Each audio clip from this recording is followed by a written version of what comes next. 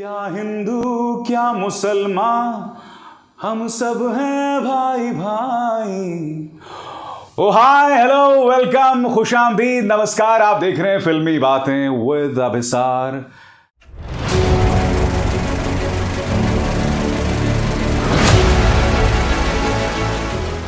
फिल्मी बातें विद अभिसार।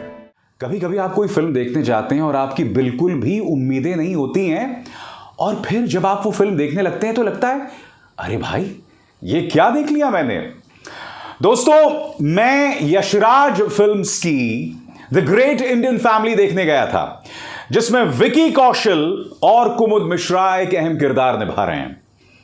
इस फिल्म को प्रोड्यूस किया यशराज फिल्म्स ने और विजय कृष्णा इसके डायरेक्टर हैं। मैं आपको बतलाना चाहूंगा दोस्तों, मैंने सोचा था कि शायद यशराज फिल्म्स की उत्तर प्रदेश में सेट एक लव स्टोरी होगी, मगर नहीं साहब। सबसे पहले एक हल्का सा टीजर कि दरअसल इस फिल्म में है क्या। यह कहानी है एक परिवार की, एक ऐसा परिवार जिसमें परिवार का जो हेड होता है यानी कि कुमुद मिश्रा का किरदार एक पंडित होता है जो घर घर जाकर शादियां करवाता है, और उनका बेटा यानी कि विकी कौशल भजन गायक हैं, स्टार भजन गायक हैं। इनफैक्ट उनके जो भजन समारोह होते हैं या भजन संध्याएं होती हैं वो किसी रॉक स्टार से कम नहीं होती हैं। तो बेटा है भजन गायक और पिता है पंडित जी जो शादी करवाते हैं। और अचानक एक दिन पिताजी जो हैं वो चले जाते हैं तीर्थ यात्रा पर, और उनके जाने के बाद एक रहस्यमय चिट्ठी आती है। और उस रहस्यमय चिट्ठी में क्या लिखा होता है? उस रहस्यमय चिट्ठी में यह लिखा होता है कि उनका बेटा यानी कि विकी कौशल, जिसकी एक ट्विन सिस्टर भी थी, विकी कौशल जो हैं वो दरअसल इस परिवार का बेटा नहीं है। और न सिर्फ वो बेटा ही नहीं है, न सिर्फ वो हिंदू ही नहीं है, न सिर्फ वो पंडित ही नहीं है, बल्कि वो एक मुसलमान का बेटा है। कहानी यहीं पर ट्विस्ट होती है दोस्तों। अब इसके आगे मैं आपको कुछ नहीं बताऊंगा क्योंकि ये तमाम जानकारी जो है वो ट्रेलर में भी मौजूद है, तो इसलिए भैया मुझे मत गाली देना स्पॉइलर के लिए। आप जानते हैं मुझे सबसे अच्छी बात क्या लगी? मुझे सबसे अच्छी बात यह लगी जब फिल्म में एक जगह विकी कौशल कहते हैं कि हमारे इस मोहल्ले में मुझे खाला के हाथ का खाना भी पसंद आता है, खाला का बेटा रामायण में किरदार भी निभाता है, मैं भजन भी गाता हूं और मुझे डिस्को गाने भी पसंद हैं, मेरा दोस्त हिंदू भी है मुसलमान भी है, और यह मोहल्ला ऐसे ही रहता है। कितनी खूबसूरत बात कही है दोस्तों, क्योंकि यही तो हमारे देश की सच्चाई है जो पिछले कुछ अरसे से हम भूलते जा रहे हैं। यह देश भी तो एक परिवार है दोस्तों, जहां आप और हम सब मिलकर एक साथ जीते हैं। हो सकता है आपका और मेरा धर्म जुदा हो, मगर इस देश की खूबसूरती ऐसी है कि एक परिवार का ना होने के बावजूद, एक धर्म या एक मजहब का ना होने के बावजूद, हम सब आपस में जुड़े हुए हैं एक कड़ी की तरह। द ग्रेट इंडियन फैमिली यही खूबसूरत संदेश देती है। आप जानते हैं, जैसे जैसे मैं फिल्म देखता जा रहा था तो मुझे लग रहा था इसका नाम द ग्रेट इंडियन फैमिली क्यों है, मगर आप जैसे ही क्लाइमैक्स की तरफ बढ़ते हैं और जब आपको यह संदेश दिया जाता है कि यही तो खूबसूरती है एक भारतीय परिवार की, तब आप समझते हैं कि इस फिल्म का नाम द ग्रेट इंडियन फैमिली क्यों है। इस फिल्म के अंदर जो हिंदुओं और मुसलमानों में एक दूसरे को लेकर जो असहजता होती है, क्योंकि दिक्कत क्या है दोस्तों, हिंदुओं और मुसलमानों में कई जगहों पर तनाव क्यों होता है, कई जगहों पर एक दूसरे से नफरत क्यों करते हैं? क्योंकि हम एक दूसरे को नहीं जानते हैं। इस फिल्म के अंदर इसी बात को बहुत ही खूबसूरत मगर कॉमिकल अंदाज में भी दिखाया गया है।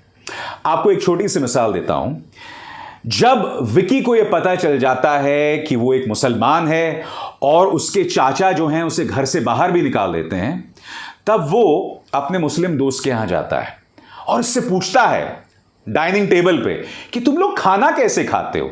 तो वो तो अपने सामान्य अंदाज में खा रहा होता है। तभी उसके साथ में उसका भाई बैठा होता है जो अपने उल्टे हाथ से खा रहा होता है। तो विकी कहता है अच्छा अच्छा अच्छा, मुसलमान लोग ऐसे खाना खाते हैं? तो वो कहता है अरे बेवकूफ, हम ऐसे खाना नहीं खाते हैं, ये लेफ्टी है यानी कि बाएं हाथ का है, इसलिए बाएं हाथ से खा रहा है। कहने का अर्थ क्या है? हम दोनों के बीच में यानी कि हिंदुओं और मुसलमानों में अपने धर्म, अपने रीति रिवाजों को लेकर कई मिसअंडरस्टैंडिंग है, बहुत सारा कंफ्यूजन है। और यह कंफ्यूजन दूर होता है संवाद करने से, बातचीत करने से। इसी खूबसूरत संदेश को इस फिल्म में बतलाया गया है। दोस्तों, आप जानते हैं इस फिल्म में स्क्रिप्ट के लेवल पे बहुत सी कमियां हैं। इस फिल्म में एक हल्की सी लव स्टोरी भी है जिसका कोई मतलब नहीं है। उन्होंने कहने के लिए एक हीरोइन खड़ा कर दी है जिसके कोई मायने नहीं है। मगर आप जानते हैं स्क्रिप्ट में कमी है, कई जगहों पर फिल्म भी इतनी कसी हुई नहीं है। मगर जैसे मैंने कहा ना, जो खूबसूरत संदेश द ग्रेट इंडियन फैमिली देती है वो न सिर्फ उस मोहल्ले के लिए है बल्कि पूरे समाज के लिए है, पूरे शहर के लिए है और पूरे देश के लिए है। और सच बताऊं तो मुझे बहुत अचरज हुआ यह फिल्म देख के। और क्यों हुआ मैं बताता हूं। क्योंकि पिछले कुछ अरसे से मेन स्ट्रीम बॉलीवुड, खासकर यशराज फिल्म्स, करण जौहर प्रोडक्शंस या जिसे आप धर्मा प्रोडक्शंस कहते हैं, रेड चिलीज, ये जो तमाम बड़े बड़े प्रोडक्शन हाउसेस थे ना, वो समाज के प्रति जो उनकी जिम्मेदारी थी उससे बच रहे थे। यशराज फिल्म्स ने कौमी भाईचारे, सांप्रदायिक भाईचारे का जो एक खूबसूरत संदेश एक बहुत ही नेचुरल अंदाज में दिया है, एक बहुत ही सहज अंदाज में दिया है, इसीलिए मुझे यह फिल्म पसंद आ रही है। फिल्म में बताया गया है कि भाई हिंदुओं में मुसलमानों को लेकर कई असहजताएं हैं। वो लोग उनसे मिलना नहीं चाहते, उनके मोहल्ले में जब घुसते हैं तो ये कहते हैं अब हम सर्जिकल स्ट्राइक करने जा रहे हैं। इस तरह की शब्दावली का इस्तेमाल है, यानी कि उस शब्दावली का इस्तेमाल जो अक्सर कई हिंदू मुसलमानों के लिए करते हैं या कई मुसलमान हिंदुओं के लिए करते हैं।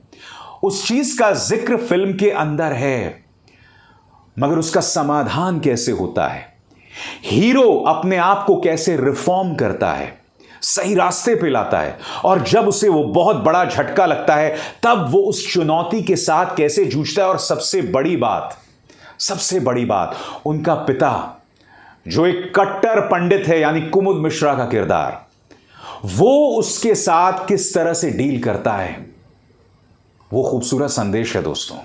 इसलिए मैंने कहा इस फिल्म के 2 स्टार्स हैं, न सिर्फ विकी कौशल बल्कि कुमुद मिश्रा भी, जिन्होंने एक पंडित का बहुत ही खूबसूरत किरदार निभाया है और एक अरसे बाद कौमी भाईचारे की एक बहुत ही खूबसूरत फिल्म देखी दोस्तों। इनफैक्ट आपको याद होगा हाल ही में एक फिल्म आई थी ड्रीम गर्ल 2, उसमें भी एक मुस्लिम परिवार का जिक्र था और मैंने अपने रिव्यू में कहा भी था, मुझे उस मुस्लिम परिवार को जिस तरह से दिखाया गया है वो इसलिए पसंद आया क्योंकि उसे एक बहुत ही नॉर्मल मुस्लिम परिवार के तौर पर दिखाया गया है। यानी कि एक हिंदू परिवार के अंदर भी वो कश्मकश, वो कॉमेडी, वो मजाक हो सकता है जैसा उस मुस्लिम परिवार में दिखाया गया है। और आज हम जिस दौर में जी रहे हैं दोस्तों, बहुत जरूरी हो जाता है कि आप और हम एक दूसरे को इंसान की तरह ट्रीट करें, इंसान की तरह बर्ताव करें। यही खूबसूरत संदेश द ग्रेट इंडियन फैमिली दे रही है। दोस्तों जाइए इस फिल्म को देखिए, मुझे तो बहुत पसंद आई। जैसे मैंने कहा स्क्रिप्ट के लेवल पे, खासकर फर्स्ट हाफ में फिल्म और कसी हुई हो सकती थी, मगर overall it's a beautiful film, everyone should watch it. Abhisar Sharma को दीजिए इजाजत, नमस्कार।